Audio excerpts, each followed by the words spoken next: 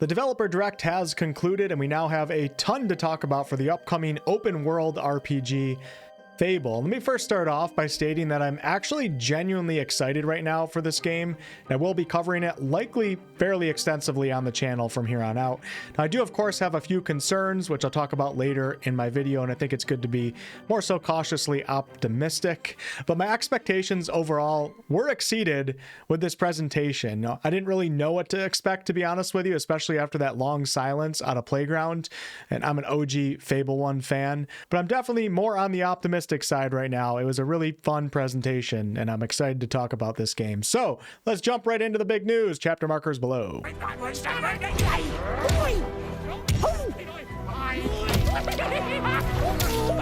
So first up, Fable is currently slated to release in autumn of this year, 2026, which would be September through November.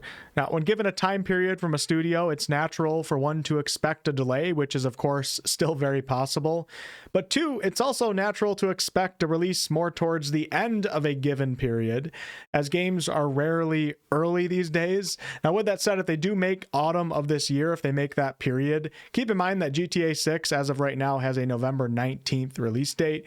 So who knows if they have the balls to drop it near GTA or not, but I would assume a studio would prefer at least a couple weeks before GTA. So my guess would be that they're actually targeting September or October, if that's even possible. Fable will be releasing on PC, Xbox Series, and PS5. It's pretty crazy to have Microsoft-owned games releasing on PS5 these days, but I'm all for it.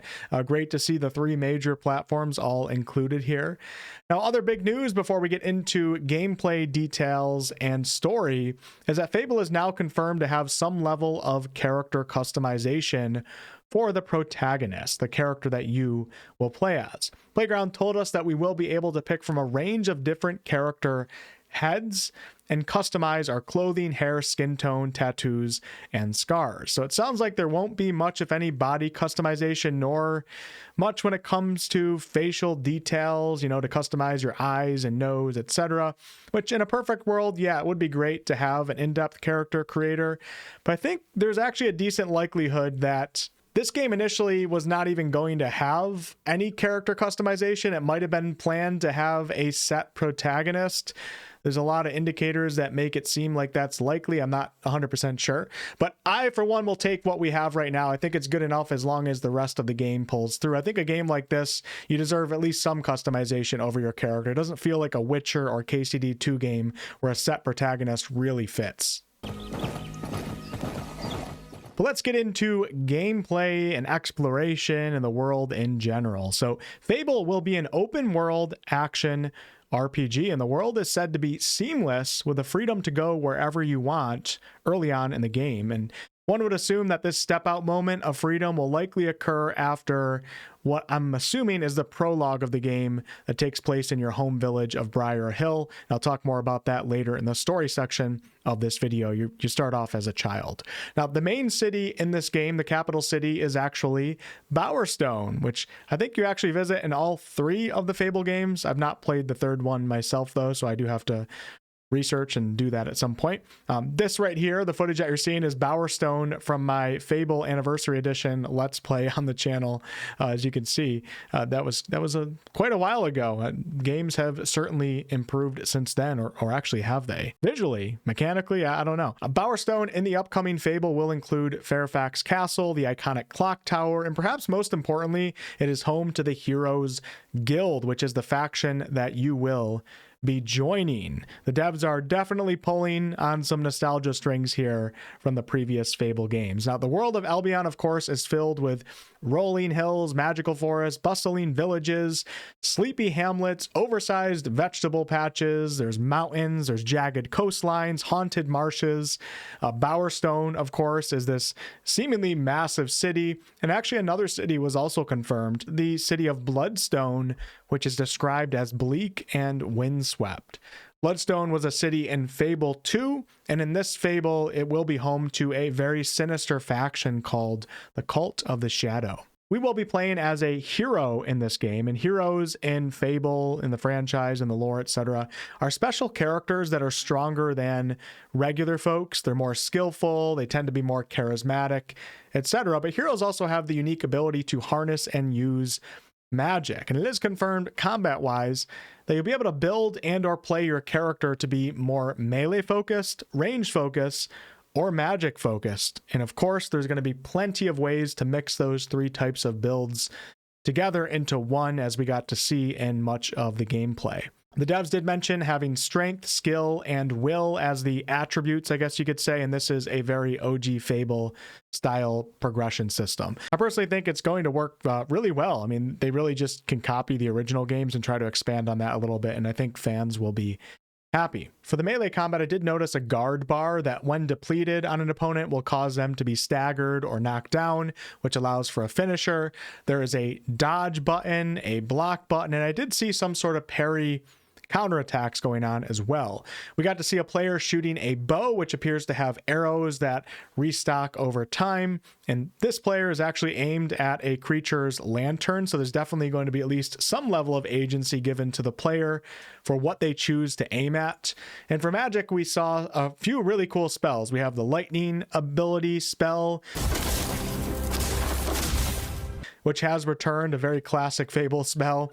You can turn opponents into chickens, which is pretty sweet. All sorts of cool spells. I'm assuming there's going to be many new ones to the Fable franchise as well. Overall, I gotta say, I thought the combat looked pretty good. Nothing groundbreaking going on here. And the way that it was filmed, things looked a little janky at times, but there's still plenty of time for them to clean things up. And I think I like the core design of what's going on here. I think it's exciting. Moving on from combat, though, I was very happy to learn that they are focusing seemingly a lot on immersive world sim-type elements. There's some sort of interactive crafting, blacksmithing system. I'm genuinely and pleasantly surprised that they have interactive gameplay for that. Crafting will be one way, of course, to earn gold in this game. Romancing villagers is confirmed. You can see a bit of an attempt right here in the gameplay. This NPC considers the player to be a caring person, at least in this moment of time. That's the reputation status. You can get married in this game. You can marry multiple people if one so chooses, but be careful as divorce is a mechanic in the game. And yes, you can also have kids.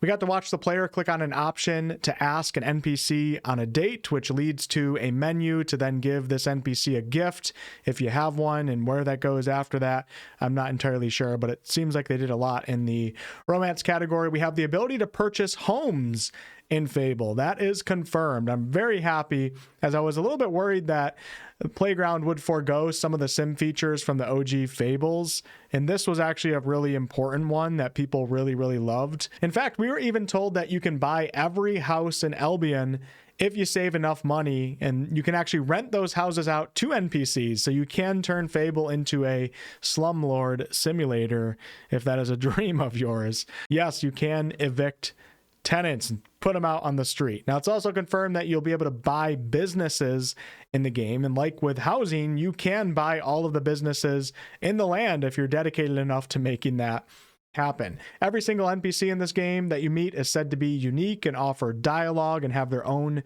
daily routines. You can even follow a single NPC for their entire day and watch them go about their lives. Some of them will have jobs, and you can hire them to actually work for you if you own a business. They'll have hobbies, etc. Really, really cool to see a system like this in the game. And all of your actions in this game are said to affect your reputation with these NPCs. Some will be praising you, some will fall in love with you, some will be annoying to you, some will, of course, despise you and insult you as you walk by them on a city street. One example here is if you do become rich in the game, there's going to be some NPCs that will look and respond to you as if you are this rich, snobby, privileged person.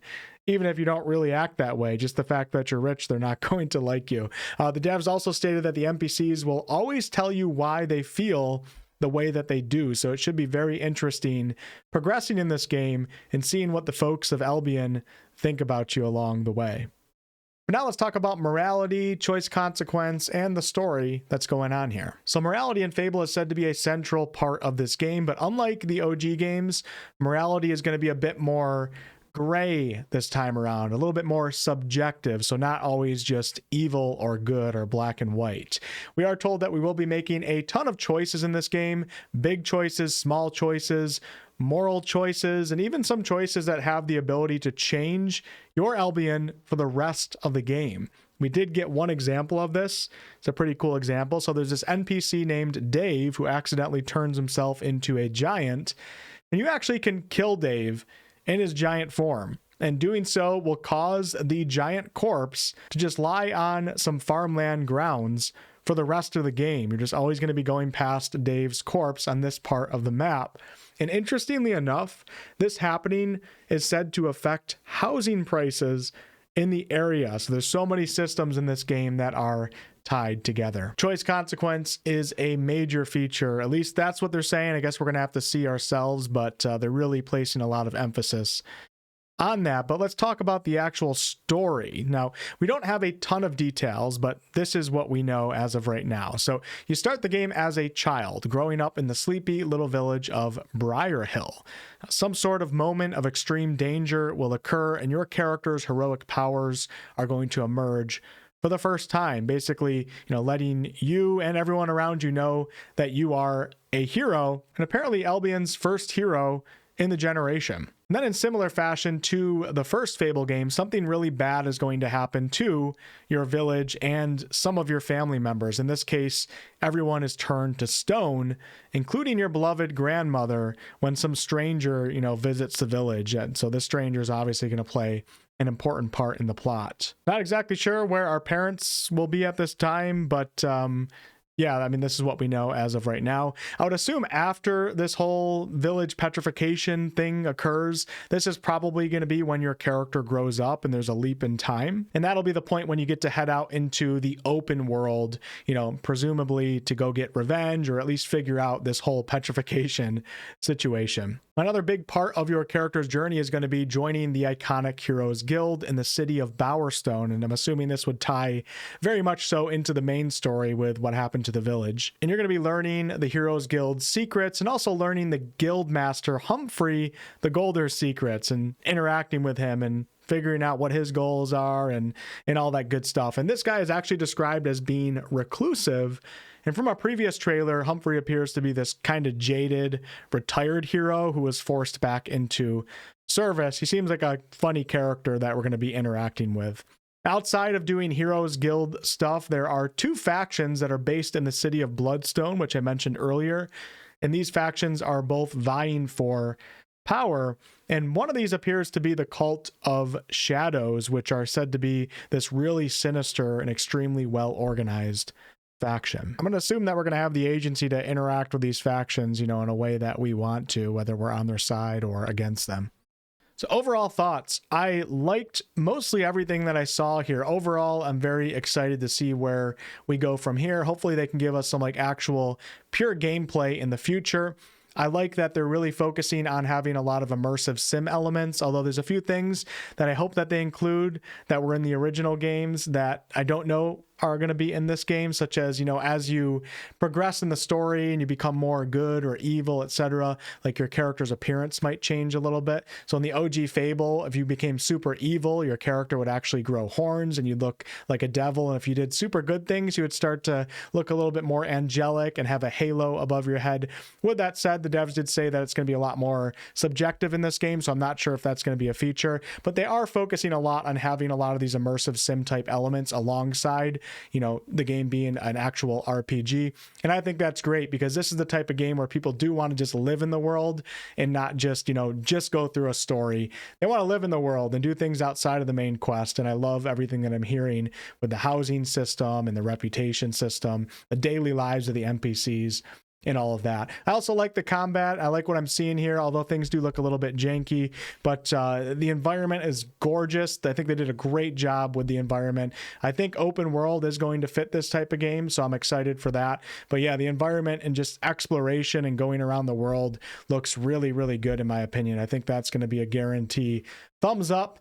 Now, as for worries, well, I am a little bit worried about performance, but it's only January right now. And, you know, there's still plenty of time for the devs to focus on making performance better. The full optimization process usually doesn't happen towards the end of a game's development. So we're kind of in that period now. So I'm assuming they're focusing big time on that. But there's definitely some scenes in what they showed that don't look like the performance is too good. They look quite framey and janky and shaky and stuff like that. And it's a little bit worrying, you know, knowing that they're willing to show that to us in that condition. But yeah, hopefully that is at least decent by the time the game comes out, but it is something to worry about. Now there's a few other things. The combat, like when you make impact with a character, like the screen would like shake and almost pause in a way with some of the melee weapons. I personally probably wouldn't mind that, but I think a lot of players are not going to like that. So hopefully they have some options to turn a few things on and off. And then my last worry here, you know, outside of performance and some of the jankiness is this game too ambitious? Is it too good to be true? Because everything I'm hearing sounds really good. So how good is all this going to actually work?